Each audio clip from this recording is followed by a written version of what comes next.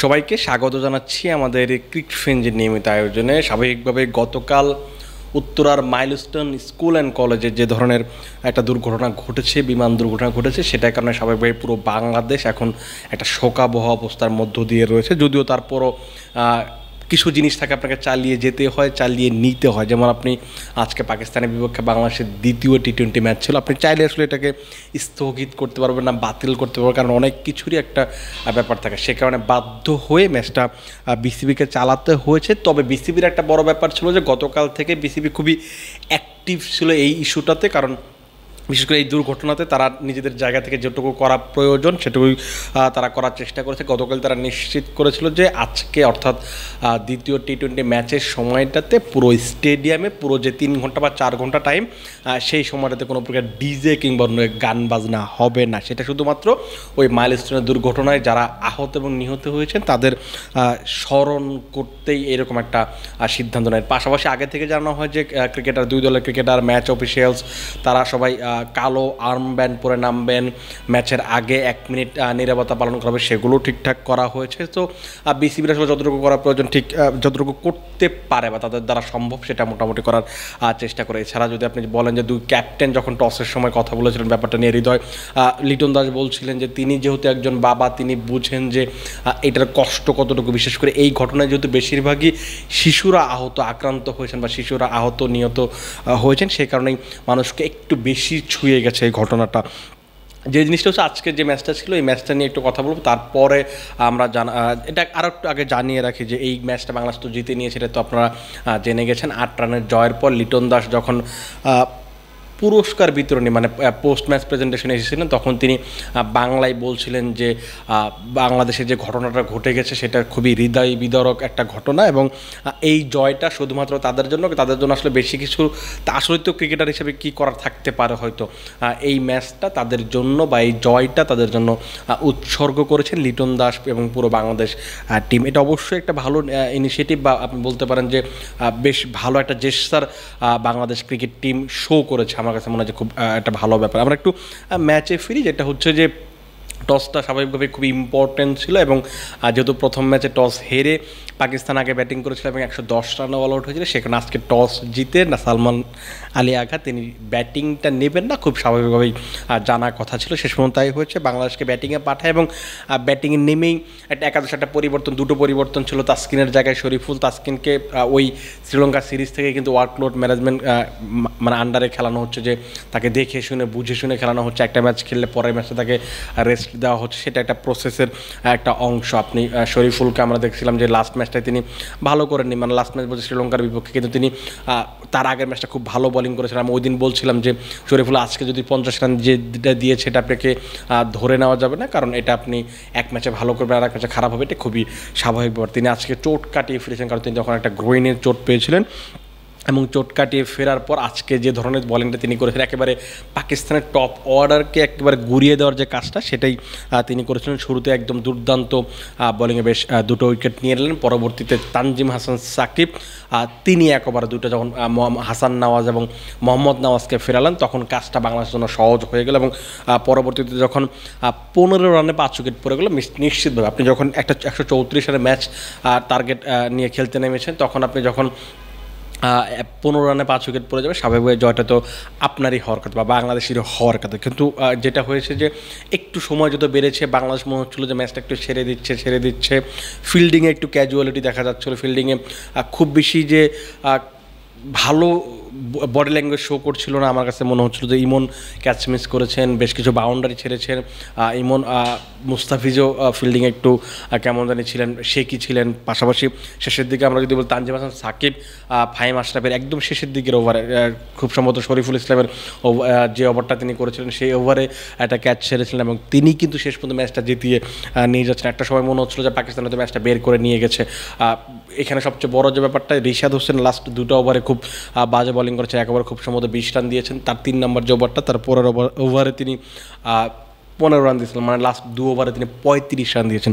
সেটাই আসলে পাকিস্তানকে ম্যাচটা জমিয়ে তুলতে সাহায্য করে। কিন্তু শেষ পর্যন্ত লাস্ট ওভারে যখন 13 রান দরকার ছিল, প্রথম বলে যখন আহমেদ দানিয়াল 4 মারলেন, তখন মনে হচ্ছিল যে ম্যাচটা হয়তো একবারে বেরিয়ে গেলো, ম্যাচটা হয়তো পাকিস্তান জিতে গেল। কিন্তু মুস্তাফিজুর রহমানের এই যে ক্যারিশমেটিক ব্যাপার আছে সেটা তিনি শো করলেন। শেষ ওভারে যেমন তিনি সবসময় ভালো বোলিং করেন সেটা তিনি শো করলেন এবং সেকেন্ড বলে উইকেটটা তোলেনি এবং বাংলাদেশ ম্যাচটা জিতে গেলো। বাংলাদেশ পাকিস্তানের বিপক্ষে একাধিক ম্যাচের যে সিরিজগুলো আছে সেটা যদি আপনি বিবেচনা করেন তাহলে বাংলাদেশ প্রথমবারের মতো পাকিস্তানের বিপক্ষে টি-20 সিরিজ জিতলো। এর আগে কিন্তু পাকিস্তানের বিপক্ষে আমরা যদি লাস্ট সিরিজটা চিন্তা করি সেখানে আমরা হোয়াইট ওয়াশ হয়েছিলাম। এবার কিন্তু এখন পাকিস্তানকে উল্টো বাংলা ওয়াশ করার সুযোগ থাকছে। বাংলাদেশ নিশ্চিতভাবে চাইবে যে শেষ ম্যাচে তাদেরকে হারিয়ে বাংলা ওয়াশ করার জন্য। ব্যাটিংয়ে যদি আমি একটু ফিরি, ব্যাটিংয়ে শুরুটা আজকে একটা চেঞ্জ ছিল, সেটা হচ্ছে যে তানজিদ হাসান তামিমের জায়গায় নাইম শেখের খেলা। নাইম শেখ অনেক দিন পর, প্রায় 3 বছর পর ফিরেছিলেন। 3 বছর পর ফেরার পরে তিনি শ্রীলঙ্কার বিপক্ষে প্রথম টি-20তে খেলে তিনি হয়তো 29 বা 30-32 রান এরকম একটা ইনিংস খেলেছেন, যদিও মিডিল অর্ডারে ব্যাটিং করেছেন। ওই কারণে হয়তো আজকে আর একটা ব্যাপার হচ্ছে যে তাকে সুযোগটা দিতে হচ্ছে, কারণ হচ্ছে তিনি ঘরোয়া একটা পারফর্ম করে এসেছেন। যেটা হচ্ছে আজকে তানজিদকে বসানোর একটা বড় কারণ হতে পারে। বসানো হচ্ছে মিনস হচ্ছে যে তাকে রেস্ট দেওয়া হয়েছে, সেটা একটা বড় কারণ হতে পারে যে শ্রীলঙ্কায় তিনি যে 3টা ওয়ানডে খেলেছেন, 3টা টি-20 খেলেছেন, টানা ম্যাচ খেলেছেন। পাকিস্তানের বিপক্ষে তিনি প্রথম ম্যাচটা খেলেছেন, তো টানা 7টা ম্যাচ খেলেছেন কয়েকদিনের ব্যবধানে, 10-12 দিনের ব্যবধানে। সো তাই জন্য তাকে হয়তো রেস্ট দেওয়ার ব্যাপারটা বিসিবি চিন্তা করছে বা টিম ম্যানেজমেন্ট চিন্তা করছে, সে কারণে আজকে দিয়েছে। যেহেতু আপনার হাতে আর একটা ম্যাচ থাকবে সিরিজ জেতার জন্য, সে কারণে ওই নাইমকে সুযোগটা দেওয়ার চেষ্টা করেছে। কিন্তু তিনি ভালো ইন্টেন্ট শো করেছিলেন শুরুতে, কিন্তু তিনি ইনিংসটা বড় করতে পারেননি। এটা হতে পারে যে আপনি যখন এরকম উইকেট আসলে ব্যাটসম্যানদের জন্য টাফ, আপনি বললে আসলে বলে কেউ রান করতে পারবেন না। উইকেটটা যখন একটু ভালো থাকতো, নাইম শেখ যে শুরুটা করার চেষ্টা করছিলেন ফাইভ আশরাফকে প্রথম বলেই যেভাবে ডিপ মিড উইকেট দিয়ে মারার চেষ্টা করলেন, সেখানে হয়তো 4 হয়নি। পরবর্তীতে একটু স্কুপ করার চেষ্টা করেন, কিন্তু তিনি হয়তো একটু সময় নিতে পারতেন, যেহেতু উইকেটটা একটু স্লো, একটু অন্যরকম মিরপুরের উইকেট। আপনাকে তো বুঝতে হবে যে আপনি চাইলেই প্রথম বল থেকে ছক্কা 4 মেরে খেলতে পারবেন না। আপনাকে একটু সময় নিয়ে দেখে শুনে, যেটা প্রথম ম্যাচে আমরা দেখেছিলাম ইমনকে যে একটু দেখে শুনে রয়ে শুয়ে তারপর যখন একটু বিল্ড আপ হয়েছে তখন কিন্তু তিনি বড় ইনিংসটা খেলেছিলেন এবং বাংলাদেশকে ম্যাচটা জিতিয়েছিলেন। সো ও টপ অর্ডার ব্যাটার যারা থাকবে তাদেরকে ওই জিনিসটা মাথায় রাখতে হবে যে আমি প্রথম বল থেকে ছক্কা মেরে খেলবো, 4 মেরে খেলবো, সেটা আসলে চাইলেই মিরপুরের উইকেটে অন্তত সম্ভব না। সেটাই হয়তো নাইম করতে চেষ্টা করেছিলেন এবং তার কিন্তু এই মাঠে 176 রানে খুব সম্ভবত ডিপিএলে লাস্ট ডিপিএল 176 একটা ইনিংস ছিল। সো এইখানে তিনি জানেন যে কীভাবে খেলতে হবে, কিন্তু আজকে হয়তো হয়নি, লাকটা খারাপ। আমি নিশ্চিত যে সেকেন্ড ম্যাচটাতে তাকে হয়তো সুযোগ দেওয়া হবে, যেহেতু বাংলা সিরিজটা জিতে গেছে। হয়তো আমরা এমন দেখতে পারি যে পরের ম্যাচটাতে পারভেজ হোসেন ইমনকে রেস্ট দেওয়া হচ্ছে, ওপেনিং করছেন নাইম শেখ এবং তানজিদ হাসান তামিম। সেটা যদি হয় আমি অবাক হব না, কারণ আমার কাছে মনে হয় যে এক ম্যাচ দিয়ে আপনি আসলে কাউকে জাজ করতে পারবেন না, এটা আসলে উচিত না। বিশেষ করে মিরপুরের যে উইকেটে, এখানে তো আপনি অবশ্যই এক ম্যাচ খেলিয়ে আপনি জাজ করতে পারবেন না। আমার মনে হয় টিম ম্যানেজমেন্ট সেটা করবেন। আপনি যদি পরের দিকে দেখেন, লিটন দাসের আজকে শটটা ভালো ছিল।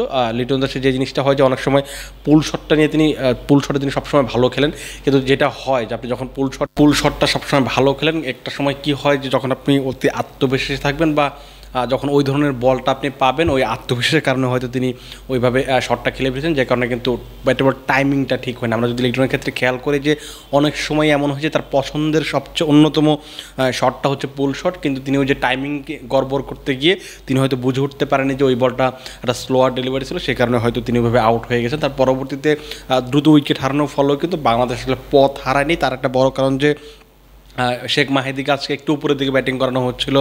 জাকির আলীর সঙ্গে দারুণ একটা জুটি করেছিলেন, খুব সম্ভবত 50 অড একটা জুটি করেছেন, তিনিও নিজেও 30-32 রান করেছেন। সে কারণে কিন্তু ম্যাচটা ঠিক তখনই ঘুরে যায় এবং শেষের দিকে জাকির আলী যে ধরনের ব্যাটিংটা প্রয়োজন ছিল সেটা কিন্তু তিনি করেছেন, বাউন্ডারি মেরেছেন, একা হাতে তিনি ইনিংসটাকে টেনে নেওয়ার চেষ্টা করেছেন, তিনি একটা 50 পেয়েছেন। আমার কাছে মনে হয় যে ওই আজকে শামীম পাটোয়ারি যদিও রান করতে পারেননি বা রিশাদরা তানজিম সাকিবরা যদিও ওই প্রত্যাশাটা মেটাতে পারেননি, কিন্তু জাকির আলী এক প্রান্ত থেকেই সেই কাজটা করে দিয়ে গেছিলেন। যখন মনে হচ্ছিল যে 133 রান হয়ে গেছে, তো এই উইকেটটাতে কিন্তু আগের দিনই সালমান আলী আগা কিংবা এরা বলছিলেন যে 140-50 রান করতে পারলে এই উইকেট আসলে খুবই ম্যাচ জেতার জন্য খুবই ভালো একটা উইকেট। এবং যদি আজকে উইকেটটা একটু অন্যরকম উইকেট ছিল, মানে হচ্ছে গত আপনি যদি উইকেটটা দেখেন সেটা খুব সম্ভবত 7 নম্বর উইকেট ছিল, আজকে 5 নম্বর উইকেট খুব সম্ভব ছিল। যদি একটু চেঞ্জ মনে হচ্ছিল যে আমির সুল যখন বলছিলেন যে উইকেটে ব্যাটসম্যানদের জন্য একটু হেল্প থাকলেও থাকতে পারে, কারণ আগের দিনে হচ্ছে বেটার উইকেট মনে হচ্ছিল। কিন্তু আজকেও আসলে বলা যাবে না যে ব্যাটারদের জন্য ছিল না, কিন্তু ব্যাটসম্যানরা মনে হয় যে একটু বেশি তাড়াহুড়ো করতে গিয়ে আজকেও আসলে উইকেট দিয়েছেন। যে জিনিস প্রশ্ন উঠতে পারে যে বাংলাদেশ প্রথমবার পাকিস্তানের সঙ্গে সিরিজ জিতলো, কিন্তু এই সিরিজটা আসলে কতটা কাজে দিবে, সামনে এশিয়া কাপের প্রস্তুতি হিসেবে কতটা ভালো হলো, সেগুলো না আসলে প্রশ্ন উঠতে পারে। কিন্তু তারপরও আমার কাছে মনে হয় যে এই মুহূর্তে বাংলাদেশের ক্রিকেট অন্তত যে পর্যায়ে আছে, সেই ক্ষেত্রে আপনি বিশ্বকাপ আর এশিয়া কাপের চিন্তা মানে খুব বেশি করতে চাইবেন না, কারণ এখন আপনার জেতাটাই খুব গুরুত্বপূর্ণ। কেন গুরুত্বপূর্ণ সেটা হচ্ছে যে আপনি যদি এখন জিততে না থাকেন, আপনাকে ক্রিকেটের প্রতি মানুষের যে একটা অনীহা চলে আসছিল, কিংবা স্পন্সরদের একটা চলে আসছিলো, সেটা কমিয়ে আনার একটা বড় উপায় হচ্ছে যে আপনি যখন টানা ম্যাচ জিতে থাকবেন, তখন আপনার এটার প্রতি সবার আগ্রহ বাড়বে, মানুষ এখানে ইনভেস্ট করতে আসবে। সো বিসিবি হয়তো ওই প্ল্যানটাই করেছে বা ওই চিন্তাটাই করেছে যে আমরা যদি শ্রীলঙ্কার বিপক্ষে সিরিজ জিতেছি, পাকিস্তানের বিপক্ষে তারা যদি সিরিজ জিততে পারি, অন্তত আগামী 1-1.5 মাস 2 মাস এশিয়া কাপের আগ পর্যন্ত অন্তত বিসিবি একটা বা বাংলাদেশ একটা ভালো সময় কাটাতে পারবে, একটু মেন্টালি বুস্ট আপ থাকতে পারবে, সেটাই হয়তো করার চেষ্টা করেছে। আমরা সিরিজ শেষে, যেহেতু পরের ম্যাচটা বৃহস্পতিবার 24 তারিখে, ওই ম্যাচ শেষে আমরা আসলে এই সিরিজ থেকে বাংলাদেশ কী পেল সেই ব্যাপারগুলো নিয়ে একটু আলোচনা করব। তার আগ পর্যন্ত আপনারা ভালো থাকুন, সুস্থ থাকুন এবং ক্রিকফেঞ্জির সঙ্গে থাকুন।